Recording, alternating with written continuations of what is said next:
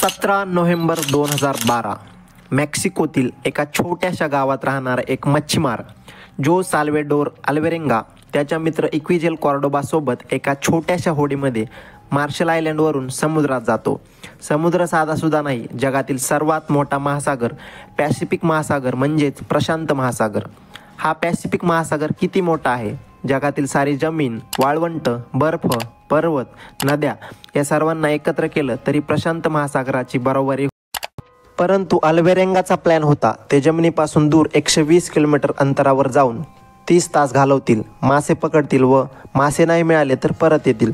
त्यानुसार त्यांनी खाद्यपदार्थ सोबत घेतले. सर्व काय अल्वेरेंगाच्या प्लॅननुसार झालं असतं तर आज ही गोष्ट तुम्हाला ऐकायलाच मिळाली नसती. कारण पुढे त्यांच्यासोबत जे काही झालं त्याचा विचार त्यांनी स्वप्नातही केला नव्हता. यामधून तुम्हाला एक धडा शिकायला मिळेल जो तुम्ही कधीही विसरू शकणार नाही. जसा जसा तो पुढे जात होता, हवा व पाऊस वाढत होता, तरी तो पुढे चालत राहिला. इक्विजेल घाबरू लागला. तो वारंवार सांगत होता की पुढे धोका आहे, पण अल्वेरेंगाने त्याचं काहीच ऐकलं नाही. तो पुढे चालतच राहिला. जेव्हा ते 80 किलोमीटर दूर येतात तेव्हा अल्वेरेंगाला विचार येतो. मोठा गेम झाला यार. कसं तरी करून त्यांनी नावेला बाहेर काढलं व वापस मार्शल आयलंडकडे जायला चालू केलं. पूर्ण रात्र थंड पाण्यात भिजल्यानं दोघांचीही तब्येत खराब झाली होती. ताप उलटी करत रडत पडत कसं तरी ते समुद्र किनाऱ्यावर पोहोचण्याचा प्रयत्न करत होते. त्यांना दुरून पर्वत दिसायलाही चालू झाले होते आणि अचानक काळानं घात केला. हॅलो हॅलो हॅलो वेली, आम्हाला वाचव, आमचं इंधन बंद पडलं आहे आणि आमची बोट ऐन समुद्रात बंद पडली आहे. प्लीज आम्हाला वाचवा, प्लीज काहीतरी करा. तेव्हा बॉस म्हणाला, कॅप्टन घाबरू नका, हम कुछ नहीं होने देंगे आपको. एक काम करा, आपले कोऑर्डिनेट सांगा.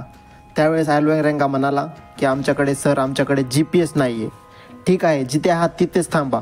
तेव्हा अल्वेरेंगाला आठवलं की त्यांनी अँकल पण आणायचं विसरले होते जे जहाज थांबवण्यासाठी वापरतात. नावेचं इंजिन बंद झालं होतं व ते आता लाटांसोबत वाहत चालले होते. कुठे माहीत नाही. त्यांच्या हातात आता काही नव्हतं.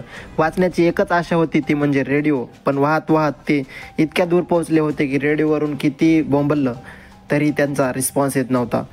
मग अशा प्रकारे रिस्पॉन्सची वाट बघत बघत त्यांची रेडिओची बॅटरी संपून गेली व त्यांच्या जगण्याची आशाही. त्यांना माहीत नाही की ते जमिनीपासून 400 किलोमीटर दूर आहेत व जायचंय तर कोणत्या दिशेला हेही माहीत नाही व कसं जायचं कारण नाव बंद पडले आहे. एवढ्या मोठ्या समुद्रात एका छोट्याशा जहाजाला शोधणं रेस्क्यू टीमसाठीही अशक्यच होतं. एवढंच नाही, वादळामध्ये नावेचं वजन कमी करण्यासाठी त्यांनी खाण्यापिण्याचं सामान, मासे सर्व काही फेकून दिलं होतं हाय स्पीडमध्ये किनाऱ्यावर जाण्यासाठी. आता यांच्याकडे न पाणी होतं, न अन्न, न जिवंत राहण्यासाठी त्यांना ते करावं लागलं जे त्यांनी स्वप्नातही विचार केला नव्हता. त्यांना वाटलं काही तासात ते जमिनीवर पोहोचतील, पण या गोष्टीची कल्पनाही केली नव्हती की त्यांना 438 दिवस लागतील. अशा प्रकारे दिवस जात राहिले.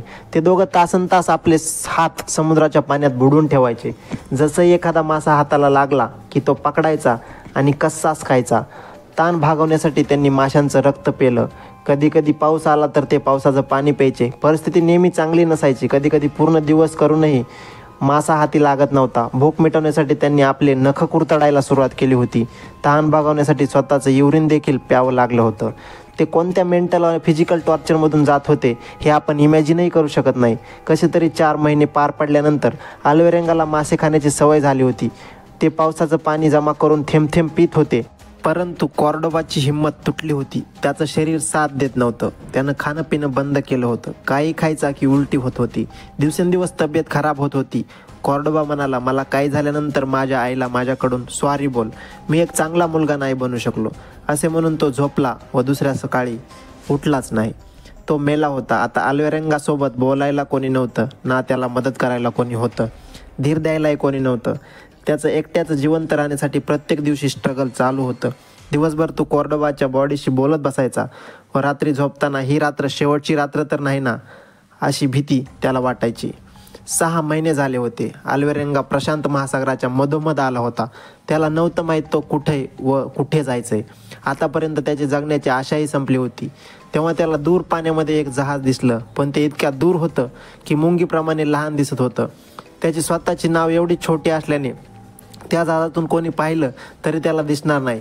अल्वेरेंगाने खूप प्रयत्न केला त्याला कोणीतरी पाहावयाचा, पण त्याच्याकडे कोणती फ्लेअर गनही नव्हती आणि कोणता सिग्नलही नव्हता. त्याच्या आसपासून अनेक जहाजा गेल्या, वरून काही विमानही गेले. खूप ओरडला पण तरी त्याचा काही उपयोग झाला नाही. तो आपल्या घरापासून 10,000 किलोमीटर दूर आला होता. तो जवळपास मेलाच होता. एवढे कठीण फिजिकल व मेंटल त्रासामुळे त्याला मृत्यू चांगला वाटू लागला होता. परंतु त्याच्या आईने सांगितलेली एक गोष्ट त्याला आठवायची की आत्महत्या करणारे कधी स्वर्गात जात नाहीत. या एकाच गोष्टीमुळे त्याने आत्महत्या केली नाही, नाहीतर 99% तो मेलाच होता.